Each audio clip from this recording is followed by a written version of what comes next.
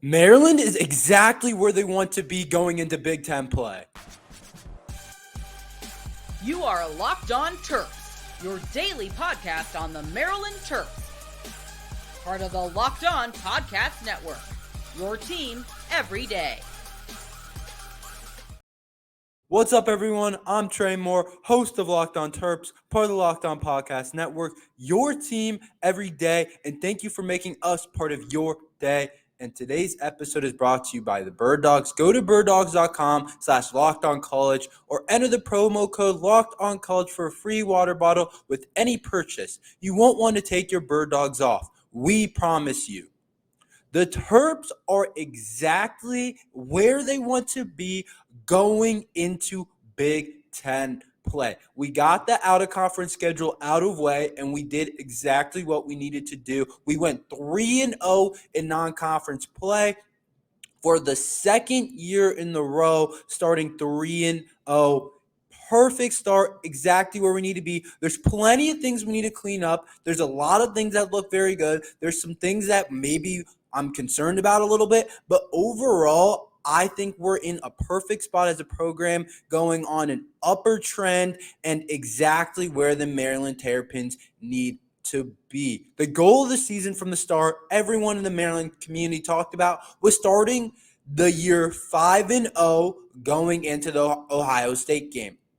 We said it was entirely possible with starting with Towson and then Charlotte and then Virginia, and now we're headed into a really hard spot, a spot that can give us a little bit of a bump. The first Big Ten games are on the schedule and are here. We play Michigan State this week at Michigan State. No matter where that program is, no matter how bad they looked against Washington, it's still Michigan State on the road in a very good program. But like I said, the whole goal was going into the Ohio State 5-0, and we are going to be favored in the next two games, and they are games we should win against Michigan State and Indiana. So we are exactly where we want to be. I would have been extremely disappointed if we dropped one to Towson or to Charlotte or to Virginia, but I think we played really well in those games. Charlotte was a little bit questionable, and we probably didn't play our best football. But in terms of the Virginia game, in terms of the Towson game, I think the Terps are where they need to be offensively and defensively. And if we do start 5-0, it's the first time in the Coach Loxley era starting 5-0. That's getting a little bit ahead of myself, but that is the whole goal, and that's why starting 3-0 was extremely important, and I feel good about the potential. I don't feel like it was a 3-0, like a crappy 3-0 where it's like, I'm not really sure about this year's team. Maybe we took a step back from last year. Maybe we're not going to be an 8-win team at least, but I think we have a good chance. I think if I had to choose, I think we start 5-0, and we set a new benchmark and set a new goal for the program, and if we win – if we go 5-0, 9 wins, very much on the table, even maybe 10. And we're also receiving votes right now. That's another reason why I think we're where we need to be. I said in the first 3 games, we probably won't be ranked because those Towson, Charlotte, and Virginia, those aren't big enough wins to be ranked after the first couple of games. But I think we should be receiving votes, and that's exactly where we are. We should receive 4 votes for the top 25, and if we win the next one against Michigan State and the next one against Indiana, I think we'll squeak into that top 25, which is ultimately the goal of the program, always to be number one. If your goal isn't to be number one, then why play? But the top 25 is a perfect spot to start, and I think personnel-wise, I think we're playing really well, and I think quarterback position, exactly where I want it to be. Obviously, Taulia, we have Taulia, Maryland's best quarterback of all time, and he's playing awesome. Besides those 2 interceptions against Charlotte and a couple of misreads here and there against Charlotte, in terms of the Virginia game, in terms of the Towson game, and even some of the throws he made in the Charlotte game, high level, a lot of NFL type of throws for Taulia, and he's playing really well. He looks like he has complete command. So I think the quarterback spot is in a perfect spot overall. Even our backup, Billy Edwards, I have a lot of confidence in Billy Edwards. I think he's a really good athlete. He's probably going to be the starter next year. Big arm, has more talent than Taulia, but just doesn't have all the accuracy and experience that Taulia has, and probably won't ever get to where Taulia is, but I think Billy Edwards is a really good option to have. So I think overall, the quarterback room is in a perfect spot. I think the running back room is in an amazing spot. Like I said in the last episode, Roman Hemby just got ranked the second highest running back on Mel Kiper's big board for the NFL draft. So we have talent in that running back room. I think the only thing is Antoine Littleton. I would like to see him play a little bit better. But Colby McDonald has been a huge surprise and has kind of off-lifted Littleton a little bit, and how Littleton hasn't played well. Colby McDonald has picked up the slack and averages almost 8 yards per carry. So I think the running back room is in a great position. I thought Coach Loxley summed it up perfectly what he had to say about the running back room. He said, Antoine Littleton, great short yardage. Roman Hemby's obviously the first guy that consistently makes plays. And then Colby McDonald is kind of the change up. And if you're a pitcher in the MLB, you need many different good pitches, and that's exactly what we have in our running back room. We got a really good fastball with Roman Hemby. We got a little bit of a curveball with Antoine Littleton, and then if we need a little change of space, a little change up, we have a good spot to be in with Colby McDonald. So I think the running back room is in a perfect spot going into the Big Ten play. I can't ask much more. And I think the wide receiver room is also in a good spot going into the Big Ten play. I think Caden Prather has looked really good and has picked it up the last two games. Jayshon Jones went off the last game. Tyree Chambers is my only question mark. He's been nicked up. He was hurt. He was definitely on a snap count last week, but I still think he showed a little bit of flashes here and there, especially being a really good target on third and manageables. And then Octavian Smith had a really good first game against Towson, and Ty Felton led the teams in snaps last week. So I think overall, where the wide receiver room is, it is in a perfect spot, and I think it's one of the top groups in the country, a top 25 wide receiver room in the country. I think it's in a great spot headed into Big Ten play. And then our tight end room has surprised me. Corey Dyches has played awesome, but I think Preston Howard last game surprised me the most with his blocking ability. Had a couple of really good blocks, and then also had a really good, insane Sports Center top 10 play on that hurdle play. And then Rico Walker, the freshman, has also looked good. So overall, offensively, I think we're exactly where we need to be. I think overall the team is exactly where we want to be going into Big Ten play, being 3-0, being undefeated, being 3-0 for the second time in Coach Loxley era, having a chance to really reach the goal of going 5-0 into the Ohio State game and bring in a legit confidence going into that game is exactly where I wanted to be at the start of the season. So I think we've reached the goal in the first quarter of the season, but there is a lot more work to do. But I also think the Terps defense is playing on an elite level. Can they be a top 25 defense? Are they a top 25 defense? I'll tell you after this message from Birddogs. Birddogs makes you look good. Birddogs stretch khaki shorts are designed to fit slimmer through the thigh and leg, giving you a truly sculpted look. Birddogs fixed this issue by inventing cloud knit fabric that looks just like khaki but stretches so you get a way slimmer fit without having to sacrifice movement. Go to birddogs.com/lockedoncollege or enter promo code LOCKEDONCOLLEGE for a free white tech hat with your order. That's birddogs.com/lockedoncollege or promo code LOCKEDONCOLLEGE for a free white tech hat. You won't want to take your Birddogs off. We promise you.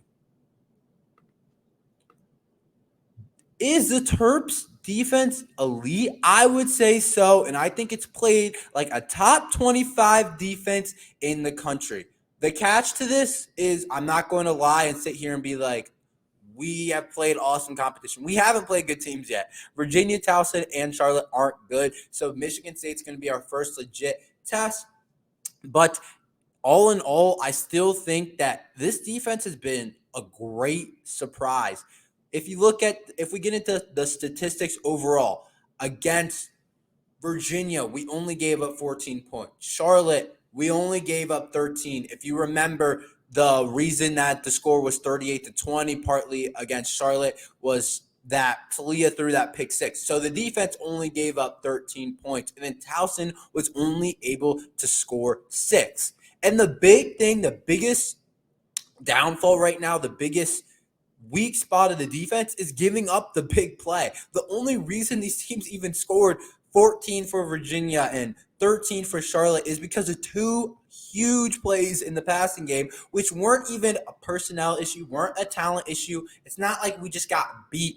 They were just completely undisciplined plays by two of the same players in Jaquan Shepard, who got beat on a flea flicker against Virginia, went up to stop the run, and then the guy got behind him, and the guy scored a touchdown on a huge play. And then against Charlotte, same thing, a similar thing, not exactly the same. He tries to jump a route, and the wide receiver gets behind him on his guy. He tries to jump and read the quarterback's eyes on a different out route, and then his guy's running a streak down the field. But I think that is kind of a bright spot. It's kind of a good thing. I look at it as a positive thing. I look at it as something that can be fixed and something that I think that the Maryland coaching staff can absolutely change, because it's been things that are just complete coaching stuff. I'm not looking at our corners or our secondary and being like, I'm not sure if we can stop the pass or stop the better wide receivers in the Big Ten. That's not how I'm looking at it. I'm looking at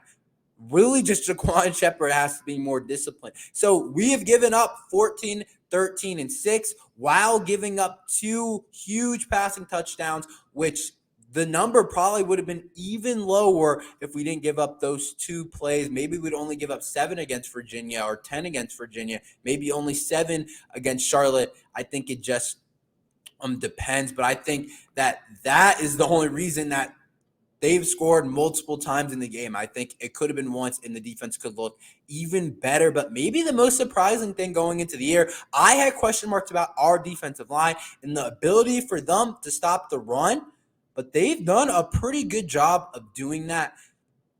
UVA only averaged 3.0 yards per carry against us. They couldn't run the ball against us. Jordan Phillips, King Basote, all those guys up front, the linebackers, Barham, Wheatland, Hippolyte, all those guys have played really well in the run game. Charlotte, same thing. Charlotte, I went into the game asking myself, I knew what Charlotte was going to do. I knew Charlotte, they proposed some challenges because I knew they were just going to smash mouth, run the ball. And I wasn't sure at that point about a run defense, and it's still a question mark. But against Charlotte, their whole team identity is running the ball. Even their quarterback was a dual threat, and they only averaged 3.7 yards per carry. So in terms of the run defense has played like a top 30-ish group. I would like to see the overall stats for run average for teams, but we have to be somewhat up there, especially in the Big Ten play in the Big Ten. But I mean, we haven't played anyone great, and we're going to really get tested, but I feel a lot more confident. Like I said, on Mel Kiper's big board, Roman Hemby was the second-ranked back, but 5 of the top 6 NFL backs on Mel Kiper's board were all in the Big Ten, and that didn't even include Penn State's duo, who can't even come out next year. But overall, I think our run defenses play like a top 25 unit. And then I also think our pass defense has played like a top 25 unit in the country. Charlotte only had 189 yards, and that includes the big deep shot that was like 60 of those yards. Without that play, they might not even get to 140 yards. So overall, the pass defense has been really good. It's not like the pass defense has let up. But against Virginia, they did pass for 263 yards. But that included the deep shot, and they also threw the ball like 40 times. And by the time we were up, we started to soften up the coverage a lot, and they still weren't able to pass for anything crazy, anything in the 300s. So overall, pass defense has been good. Run defense has been good. I think something that I would like to see improve a little bit is the defensive pass rush. I think that will keep us or propel us forward in being a top 25 defense. But overall, I think the defense has been a top unit in the upper echelon of the Big Ten and a top 30, top 25 unit in the Big Ten. And then most importantly, we're creating turnovers. Turnovers wins games. Any coach will tell you that. If we win the turnover margin, we're more than likely going to win the game. And we're going to have to do that against the big 3, Michigan, Ohio State, Penn State, because if we don't, we're not going to be able to beat those teams. But 3 interceptions against Virginia, 2 by Tarheeb Still, 1 by Donnell Brown. If we are going to go +3 in the turnover battle, we're going to win the game. And then also against Charlotte, we also forced an interception. So we're doing a really good job of forcing turnovers. And if that can keep up, especially on a road game against Michigan State, then that's going to be extremely important in us continuing to win games. Maryland basketball. Should we be concerned about their 2024 class? I'll talk about this after this ad from Jace Case and a message from the Locked On community. College football season is here, and this season Locked On is kicking up your coverage with Locked On College Football Kickoff Live. Each Friday, Locked On will go live from 11 a.m. to 1 p.m. Eastern on every Locked On College YouTube channel. College Football Kickoff Live will cover playoff implications, the conference rivalry games, and go in depth like only Locked On can, including insight and analysis from our stable of Locked On College hosts covering their team every day. Find Locked On College Football Kickoff Live every Friday from 11 a.m. to 1 p.m. Eastern on any college YouTube channel. You won't want to miss it.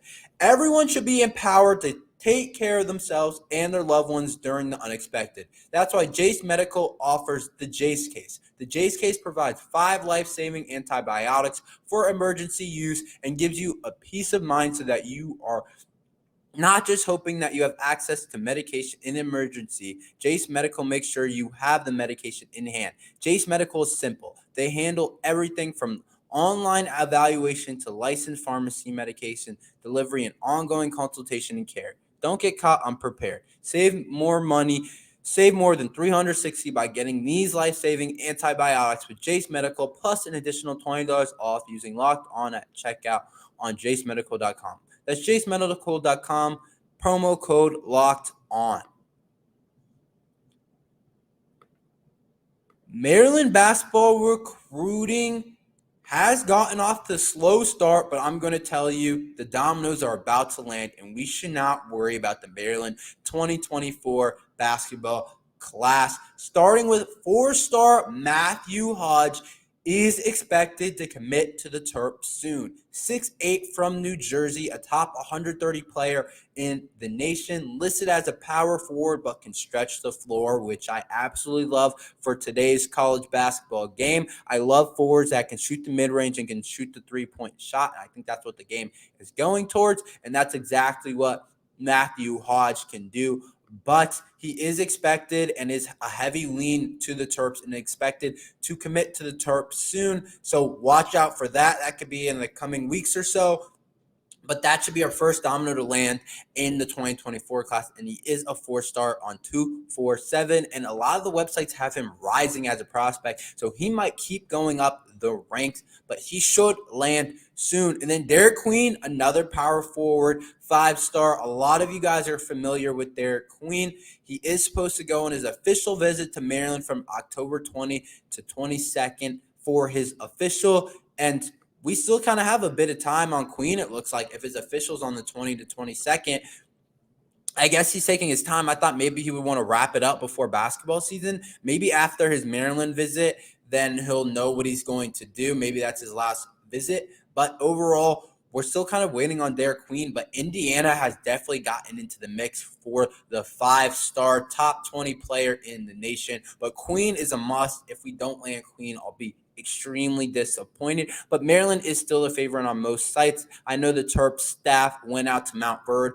where Derek Queen is at, and they spent some time with him. So the staff is doing a really good job at recruiting him. I know they're recruiting him hard, and I know I've heard that he hasn't liked being at Mount Bird, which is far away from home in Baltimore, Maryland for him. So I think that's part of why he wants to come home to Maryland. And then another 5-star that a lot of you guys might not have heard of that we are supposed to land is Afiso Alugu. He's predicted to the Terps. He's a small forward, 2025. But a lot of people think he'll reclass up to the 2024 class. If he does, I don't think he'll be considered a 5-star for the 2024 class. But he will still be considered a high 4-star guy. And the thing about him is he's from Canada, so we're seeing Coach Willard go out to Canada to get a potential recruit. And I think where the team is, we have a lot of wings. He won't even have to play right away as a freshman because we have Kaiser and Deshaun Harris-Smith. And I saw something that Deshaun Harris-Smith could potentially be a one and done. I don't really see that. I see him being more of a 2-3 year player, but who knows? I could be wrong. But he won't have to play because those two guys are there, and then Jonathan Lamoth is there too. So I don't think he'll have to play much his freshman year. I would love to see him sprinkled in. But if he does reclass up, there won't be a ton of pressure for him to play. He'll have a chance to get stronger and get physically ready to play. The next year, he could take a huge role. But if we land all three of those guys, I will be happy with what Kevin Willard has done in recruiting overall. And I think we'll be in a really good spot overall for the Maryland basketball program. Last year, we landed a top 25 class, so another top 25 class with two blue-chip prospects and Derek Queen and Afoso. Then we could be in a great spot in the class. And we did just miss out on Jaden Mustaf to Georgia Tech. And Kahani Ruth looks like he's outlawed Maryland, but it still has a chance to be a really solid class overall, so we'll see how that ends. But thank you for listening to Locked on Terps. Look out for tomorrow's episode where I'm doing a crossover with Locked on Michigan State with Locked on Spartans. So look out for that episode on tomorrow morning. We're going to be talking about the game and our predictions. But please like and subscribe, and thank you for listening to Locked on Terps.